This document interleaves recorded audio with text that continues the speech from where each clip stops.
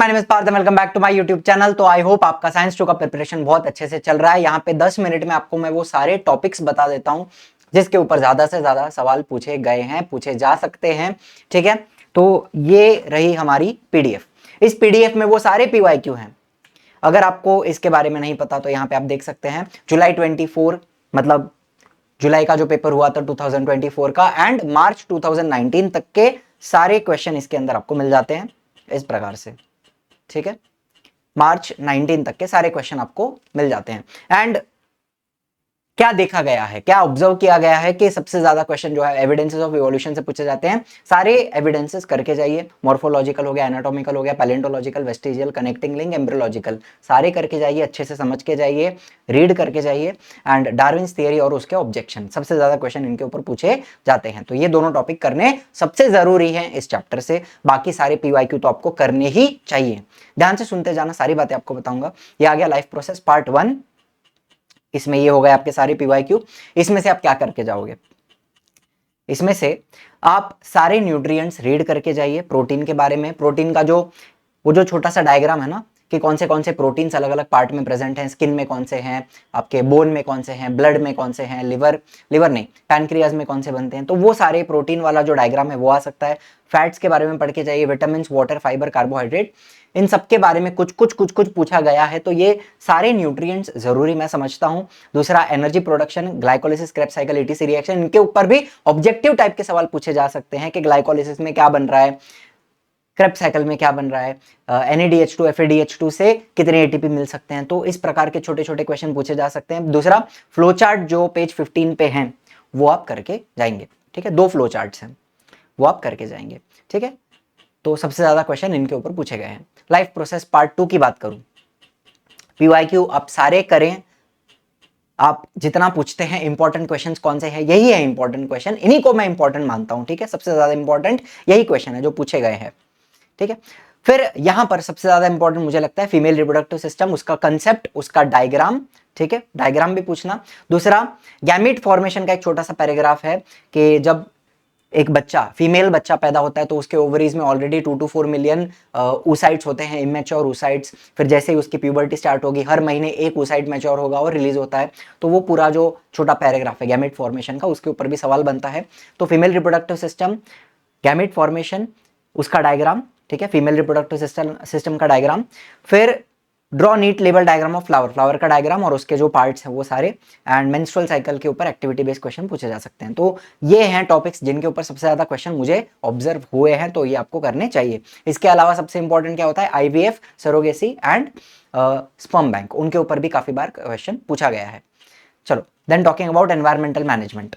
इसमें थोड़ा प्रेडिक्ट करना मुश्किल है, बिकॉज बीच बीच में से कहीं कहीं पे कुछ ऑब्जेक्टिव टाइप का पूछा जा सकता है। तो पीवाईक्यू तो आप सारे करिए। इसके अलावा ये जो सिंबल्स हैं और उनके मीनिंग्स एंड अवर रोल भी पूछ सकते हैं कि हमारा क्या रोल होना चाहिए, कि कचरा हमेशा हम डस्टबिन में डालें, हमेशा हम एनर्जी को सेव करने की कोशिश करें।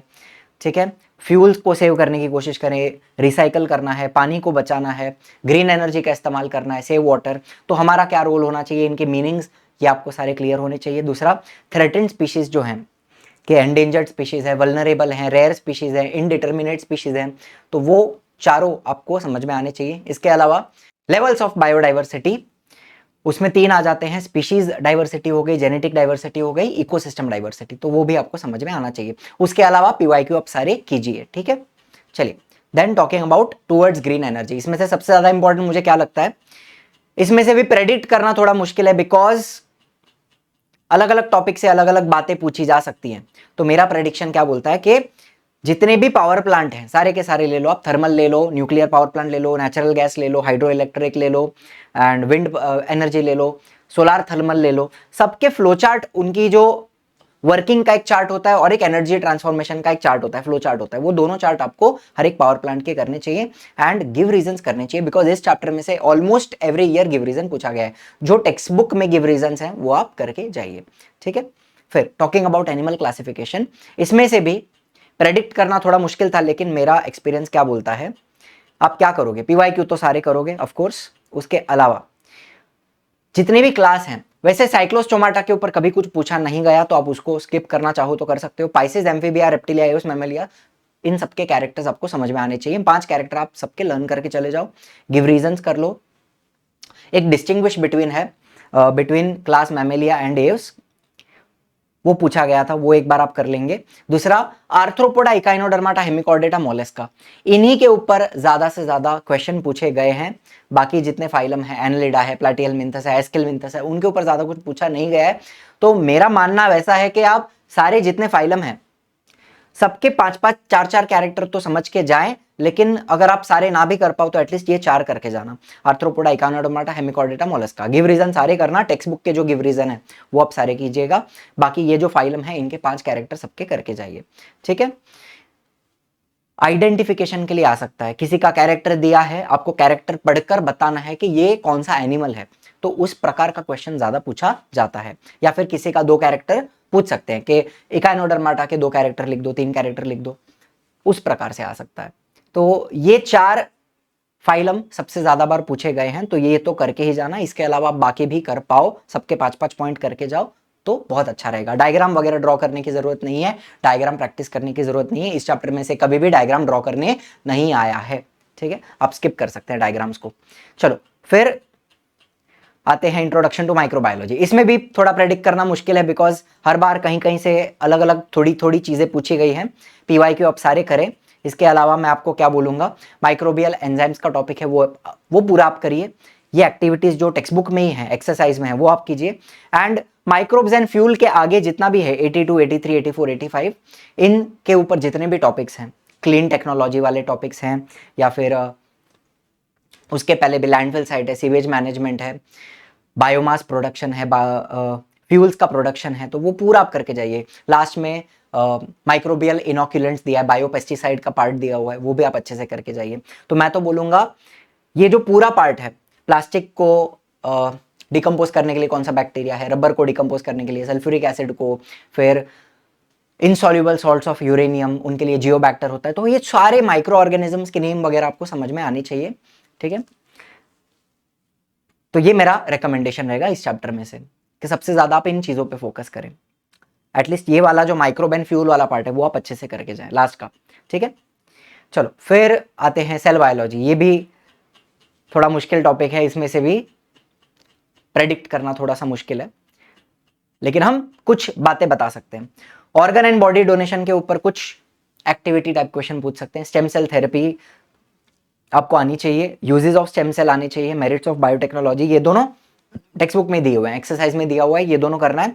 बायोटेक्नोलॉजी का डेफिनेशन, उसके प्रोफेशनल यूजेस, ये आपको आने चाहिए। And commercial applications of biotechnology, page 92 से लेकर 96, डीएनए फिंगरप्रिंटिंग तक पूरा आप समझ के जाइए, ठीक है। उसमें से कुछ भी स्किप मत करना, बिकॉज कुछ ना कुछ उठा के वहां से पूछ सकते हैं किसी भी प्रकार से। तो ये पूरा पार्ट अगर आप अच्छे से रीड करके जाएं तो सबसे अच्छा होगा। एंड जो लास्ट पार्ट है, green revolution, white revolution and blue revolution, उसका सिर्फ एक एक डेफिनेशन समझ के जाइएगा, तीनों का पूरा लर्न करने की जरूरत नहीं है। उसके आगे फिर ऑर्गेनिक फार्मिंग दिया हुआ है, पेस्टिसाइड का कुछ दिया हुआ है, वो सब भी आप अगर छोड़ देते हैं तो कोई बात नहीं है, ठीक है। मेडिसिनल प्लांट के ऊपर एक बार सवाल पूछा गया था, एंड फ्रूट प्रोसेसिंग के ऊपर एक बार पूछा गया था। इनफैक्ट वन शॉट वीडियो जो मैंने डाली है उसमें आप अगर एक बार देखते हैं वीडियो तो पूरा आपको सारी कहानी समझ में आ जाएगी, क्या क्या पढ़ना चाहिए इस चैप्टर में से। लेकिन ये मेरे शॉर्ट टॉपिक्स हैं, हालांकि आपको थोड़े ये ज्यादा लगेंगे बिकॉज इस चैप्टर में से हल्का सा प्रेडिक्ट करना मुश्किल है, बिकॉज हर टॉपिक में से कहीं ना कहीं 1 आध बार 2 बार क्वेश्चन पूछा गया है। तो कॉमर्शियल एप्लीकेशन अगर आप सारे अच्छे से करके जाते हैं तो आप थोड़े सेफ रहेंगे, ऐसा मैं मानता हूं, ठीक है। Now talking about social health, one of the easiest chapter, बिल्कुल अपने मन से आप इसमें लिख सकते हो। इसमें आप क्या करके जाएंगे, पीवाईक्यू करेंगे सारे के सारे, and factors that affect social health, बहुत ही सिंपल, एक बार रीड करोगे समझ में आ जाएगा। हॉबीज, रिड्यूस स्ट्रेस, स्ट्रेस को रिड्यूस करने के लिए क्या कर सकते हैं। एक्सरसाइज का क्वेश्चन है 6, ये पूरा करके जाइए, है ना। आपका दोस्त है तंबाकू च्यू कर रहा है, आपकी कोई बहन है जिसको स्ट्रेस हो गया पढ़ाई का, वो पढ़ नहीं पा रही है, तो वो वाले पर्सनल रेस्पॉन्स टाइप के जो क्वेश्चन है वो इसमें से आते हैं। फिर एडिक्शन के बारे में, अल्कोहल, स्मोकिंग, टोबैको च्यूइंग, इसके ऊपर भी पर्सनल रेस्पॉन्स टाइप का क्वेश्चन आ सकता है। Harmful effects of alcohol consumption, वो पूछ सकते हैं, ठीक है। तो ये हो गई सोशल हेल्थ की बात। एंड लास्ट में डिजास्टर मैनेजमेंट की बात करूं, फटाफट बता देता हूं। पीवाईक्यू पूरा करना है। इंपॉर्टेंट क्वेश्चन क्या है, पीवाईक्यू है, बार बार बता रहा हूं, यही करके जाइए अच्छे से। डिजास्टर मैनेजमेंट के ऑब्जेक्टिव, 2 ऑब्जेक्टिव 3 ऑब्जेक्टिव 1-2 बार पूछे गए हैं, तो वो अच्छे से कीजिए। एक्सरसाइज का क्वेश्चन 8, क्वेश्चन 11। क्वेश्चन 8 क्या होता है, अलग अलग सिंबल्स क्या है, उनके मीनिंग्स क्या है, वो आप अच्छे से करके जाइए, पूछा गया है। एंड क्वेश्चन 11 में क्या होता है कि अलग अलग प्रकार के डिजास्टर अगर हो गए तो उनका pre disaster management, post disaster management क्या होगा, तो वो करके जाइए। Material in first aid box क्या होना चाहिए, मॉक ड्रिल क्या होती है उसके ऊपर का शॉर्ट नोट। ठीक है, इतना आप करके जाइए। बाकी ऑब्जेक्टिव्स सारे चैप्टर के अच्छे से कीजिए। ऑब्जेक्टिव कहाँ से करोगे, बोर्ड के क्वेश्चन बैंक से कीजिए। बाकी 21 सेट अगर आपके पास है तो उससे कीजिए, नहीं है तो कोई बात नहीं, आपके पास कोई भी गाइड है नवनीत की टारगेट की, जहां से भी आप पढ़ते हो उसमें जो जो ऑब्जेक्टिव दिए वो सारे आप कीजिए।